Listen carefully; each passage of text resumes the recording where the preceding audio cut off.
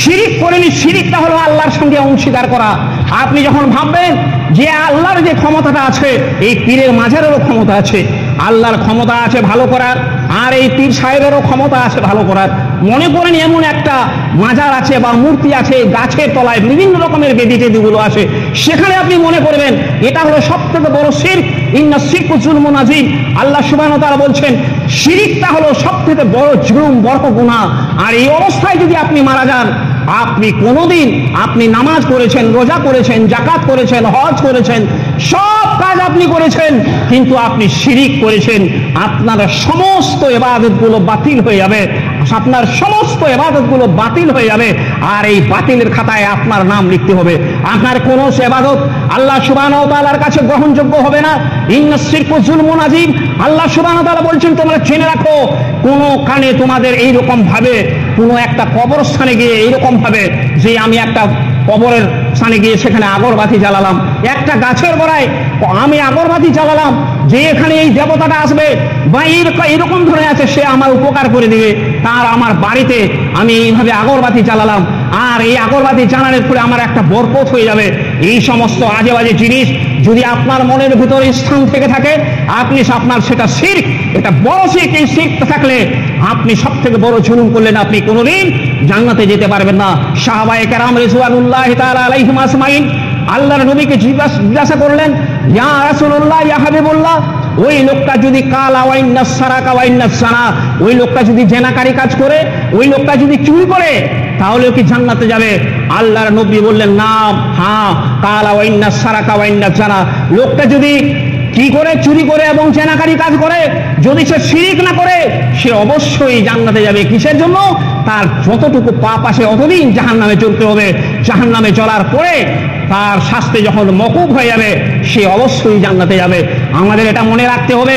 আমি মুসলমান, আমাকে আল্লাহর নবী মুহাম্মদুর রাসূলুল্লাহ, সবাই বলুন সাল্লাল্লাহু আলাইহি সাল্লামের প্রতি ভালোবাসা রাখতে হবে, মহব্বত রাখতে হবে। যেই কথাটা আল্লাহ সুবহানাহু ওয়া তাআলা পরিষ্কারভাবে বলে দিয়েছেন, কুল ইন কুনতুম তুহিব্বুনাল্লাহ ফাত্তাবিউনি ইউহিব্বুকুমুল্লাহ ইয়াগফির লাকুম যুনুবাকুম ওয়াল্লাহু গফুরুর রহিম। হে বিশ্বাসী বান্দারা, জেনে রাখো, তোমাদের মধ্যে যারা আল্লাহর নবীকে ভালোবাসবে, যারা আল্লাহর নবীকে ভালোবাসবে, তার নীতি অনুযায়ী, তার আদর্শ অনুযায়ী, তার হুকুম অনুযায়ী কাজ করবে, আল্লাহর নবী যেগুলো করতে বলেছেন সেগুলো আপনি মন দিয়ে করবেন, তো আল্লাহ পাক বলছেন ইয়াগফির লাকুম যুনুবাকুম ওয়াল্লাহু গফুরুর রহিম, আমি আল্লাহ তার জীবনের সমস্ত গুনাহগুলোকে মাফ করে দেব। আজকে আমরা যারা আছি, আমরা এটা ভুলে গেছি যে আমাদের নবীর প্রতি মহব্বত করা মানে কি? মহব্বত করা। আল্লাহর নবী কিভাবে দাঁড়িয়ে রেখেছিলেন, সুন্দরভাবে দাঁড়িয়ে রাখবেন।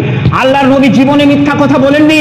আপনার একটা জিনিস ক্ষতি হয়ে যেতে পারে, আপনি সত্য কথাটা বলে আপনি সেটা গোপন করলেন, আপনি পরিষ্কার বলে দিলেন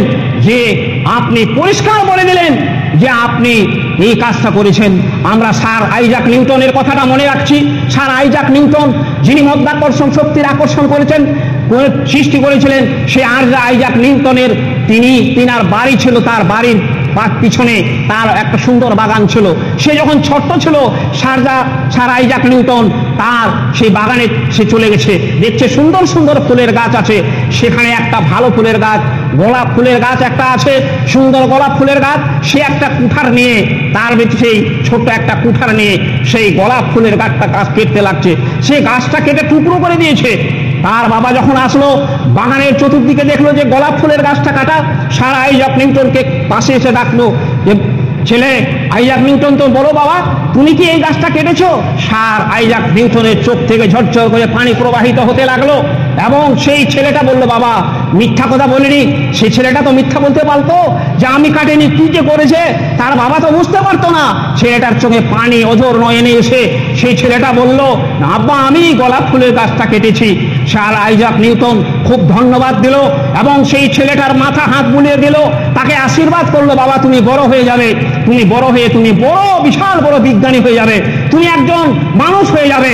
পরবর্তীতে আমরা দেখতে পাওয়া যায় তার বাবার আশীর্বাদে স্যার আইজাক নিউটন আজও ইতিহাসের প্রমাণে আছে। মুসলমান জেনে রাখো, মুসলমান তুমি জেনে রাখো, যে কোনো কাজে তোমার জবানকে তুমি মিথ্যা বলতে পারো না। মুসলমান যথেচ্ছ কাজ তুমি করতে পারো না, যা ইচ্ছা তা তুমি করতে পারো না। তোমার এই ধর্মে তুমি যদি ইসলাম ধর্ম অনুযায়ী চলে থাকো, তুমি যদি মুখে কলেমা শাহাদাত করে থাকো, তাহলে তোমার আদর্শকে অনুপ্রাণিত হতে হবে। কোরআনের আদর্শ, নবীর আদর্শে অনুপ্রাণিত হয়ে এই জীবনকে পরিচালনা করতে হবে। তুমি মুঠে মুচুর হতে পারো তুমি চাপরাশি হতে পারো, তুমি মেথো হতে পারো, তুমি কৃষি মজুর, ক্ষেত মজুর, অপরের বাড়িতে কাজ করছো, এর জন্য তোমার সম্মান কোনোদিন যাবে না। তোমার সম্মান আল্লাহর কাছে।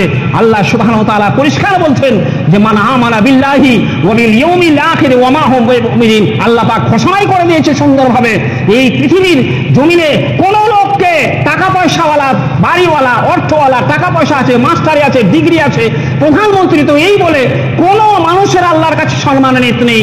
আল্লাহর কাছে সম্মানিত ওই ব্যক্তিটা, যেই লোকটা আল্লাহর প্রতি নির্দ্বিধায় ঈমান নিয়ে আসলো, মান আমানা বিল্লাহি, আল্লাহর প্রতি ঈমান আনলো, ওয়া বিল ইয়াউমিল আখির, আখিরাতের পরে ঈমান আনলো, ওয়া মা হুম বিমুমিনিন, সেই লোকটা মুমিন হয়ে গেল। আল্লাহ পাক বলছেন উলাইকা হুমুল মুফলিহুন। সুন্দরভাবে আল্লাহ পাক এই কথাটা জুড়ে দিলেন, তুমি হয়ে গেলে সফল কাম। ভাইরা আমার, আমরা জেনে রাখবো যে আল্লাহর নবী মুহাম্মদুর রাসূলুল্লাহ সবাই বলুন সাল্লাল্লাহু আলাইহি সাল্লামের আদর্শ অনুপ্রাণিত হয়ে চলতে হবে। আমাকে কোনোদিন মিথ্যা কথা বলা যাবে না, আমাদেরকে শিরক, এটা মনে রাখতে হবে। ইন্নাস শিরকু যুলমুন আযীম, যেটা বলার ছিল বক্তব্যটা অন্যদিকে